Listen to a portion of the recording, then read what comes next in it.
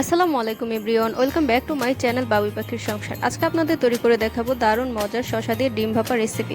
প্রথমে আমি কড়াইতে পরিমাণ মতো তেল দিয়ে এর মধ্যে দিয়েছি পেঁয়াজ ও রসুন পেস্ট, তারপর দিয়ে নিয়েছি 5-6টি কাঁচামরিচ কুচি, তারপর এর মধ্যে দিয়ে দিয়েছি স্বাদ মতো লবণ, সামান্য পরিমাণ হলুদের গুঁড়ো এবং সামান্য পরিমাণ মরিচের গুঁড়ো।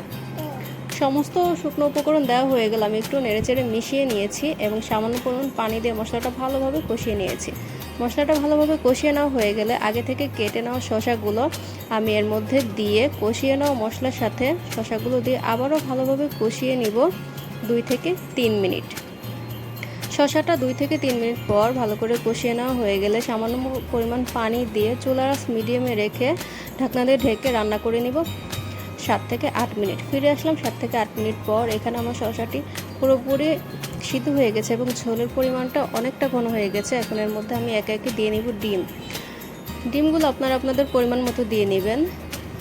পরিমাণ মতো ডিম দেওয়া হয়ে গেলে আমি ঢাকনা দিয়ে ঢেকে আবারও রান্না করে নিব 2 থেকে 3 মিনিট। এই সময় চুলা একদম লোতে রাখা লাগবে। এই তো ফিরে আসলাম 2 মিনিট পর। আমার রান্নাটা পুরোপুরি কমপ্লিট। এখন আমি একটা বাটিতে সুন্দর মতো নামিয়ে পরিবেশন করে নিচ্ছি। যারা অতিরিক্ত তেল মশলাদার খাবার খেতে পছন্দ করেন না, তারা বাসায় একবার হলেও এভাবে রান্না করে খেয়ে দেখবেন, ইনশাল্লাহ বেশ ভালো লাগবে। আপনারা কে কোথা থেকে আমার ভিডিওগুলো দেখে থাকেন অবশ্যই কমেন্ট করে জানাবেন। আর এতক্ষণ আমাদের সাথে থাকার জন্য অসংখ্য ধন্যবাদ।